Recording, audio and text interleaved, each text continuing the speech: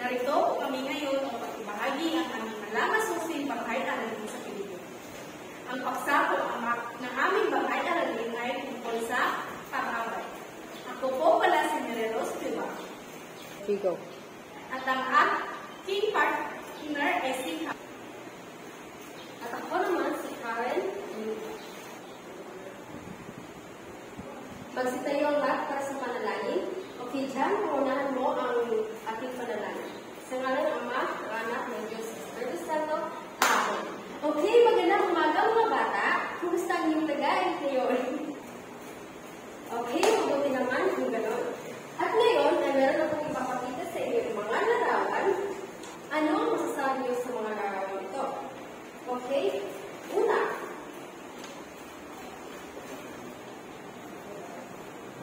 Magaling dyan. Ang mabilis. Mabilis na nagmaneho ang lalaki.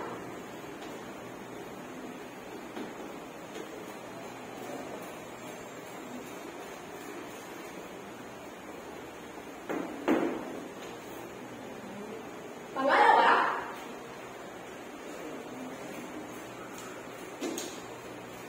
okay, tama, Anet.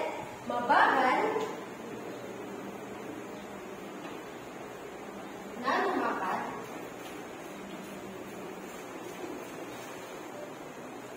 ang pagong.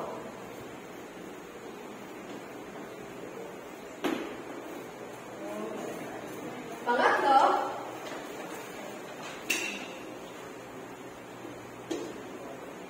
okay, tama, Erika. Maingat na tumawid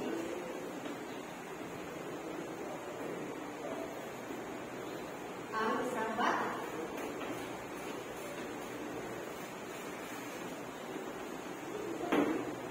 Kung sa'yo, okay, magaling mga bata. Ngayon, ay meron akong ipapakita sa inyo ang mga pangungusap na may salubungit na pang-abay. Diba sa lahat? Okay, una, mabilis na tumakbo si Juan sa parking. So, anong pangungusap na sinalubungitan? Tama, Ellen. Ito ay ang mabilis. Pangalawa, si Maria ay pumunta ng napakaganda sa kandado. So, ano dito ang sinalubungitan ng pangungusap? Tama, Jan. Ito ay napakaganda. So, pangatlo, madalas na pumunta si Pedro sa tindahan. So, ano ang sinalubungitan ng pangungusap dito? Tama, madalas. Pang-apat, ang mga bata ay naglalaro ng matagal sa labas. So, ano ang sinalubungitan ng pangungusap dito? Okay, Erika, ito ay matagal. So, panglima, si Ana ay kumain ng dahan-dahan dahil sa sakit ng ngipin. So, ano ang pangungusap na sinalubungitan dito? Magaling. Ito ay ang dahan-dahan. So, mabilis, napakaganda, madalas, matagal, at dahan-dahan ay isang mga salitang pang-abay. At ngayon, ay meron akong iba't ibang uri ng pang-abay na ipapakita sa inyo.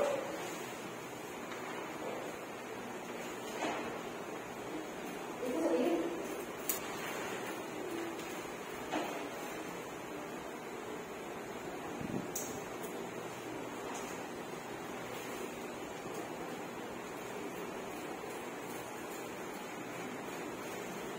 Okay? Una ay may pag-abay na pamanhon na tumutukoy kung kailan.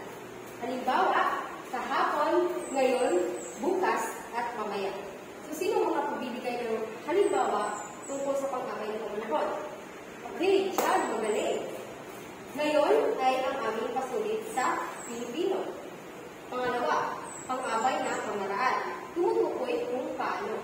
Halimbawa dito ay mabilis, mabagal, maayos, at malingan. So, sino naman ang makapagbibigay sa halimbawa ng pag-abay ng pamaraan? Okay, Erika, magaling.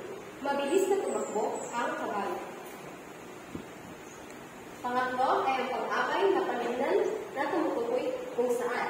Halimbawa, dito, doon, roon, saan man. So, sino ang makapagbibigay ng halimbawa sa pag-abay na panlunan? Okay, Erika?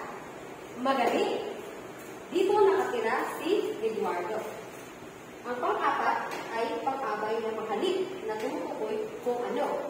Halimbawa, ganito, ganyan, gayon. Sino naman ang makapagbibigay sa halimbawa ng pang-abay na panghalik? Okay, Jessa? Magaling. Ganito ang gusto kong bahay sa paglaki. Ang huli naman ay pang-abay na pang-uri na tumutukoy sa salitang gaano. Halimbawa ay napakaluha, labis, at beso. Sino naman ang makapagbibigay sa halimbawa na pang-abay na pang-uri? Okay, Maria? Tama. Napakalubha ng sakit ni Jen. So mga bata, ano-ano nga ba ang iba't ibang uri ng pang-abay? Okay, magaling.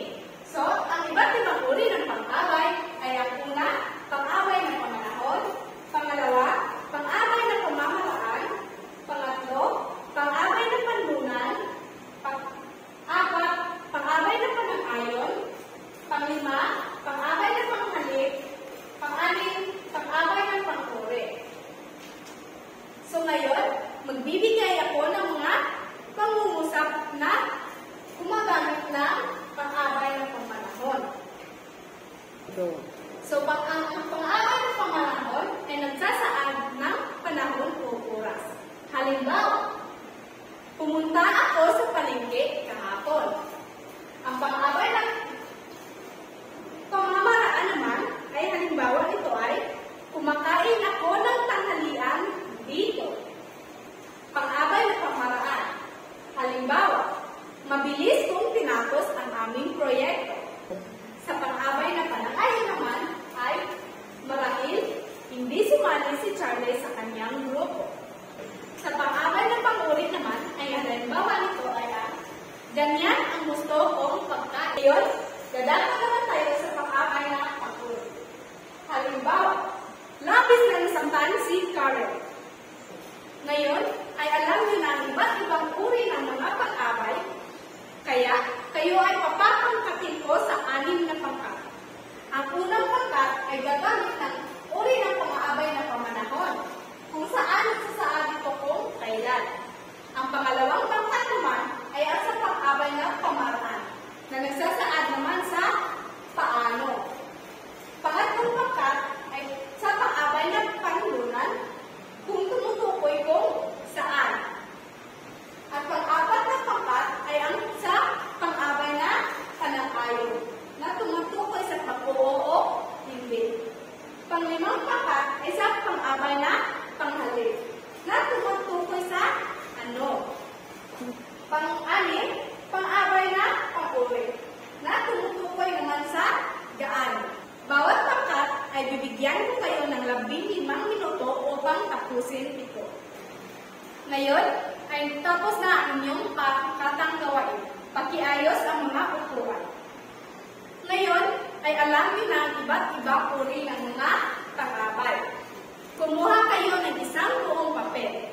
Sa isang buong papel, ay sumulat kayo ng mga pangungusap na gumagamit ng iba't ibang uri ng pang-abay. Pangungusap na pang-abay ng pamanahon, pamamaraan, panlunan, panang-ayon, panghalik, at pang-uuri. Ito ay gagawin niyo lamang sa 5 minuto. Tapos na mga bata? Okay. Pakibasa ang inyong papel sa harapan. Palakpakan niyo ang inyong mga sarili dahil alam niyo na ang iba't ibang uri ng pang-abay. Ngayon, ay bibigyan ko kayo ng tatlong aralin.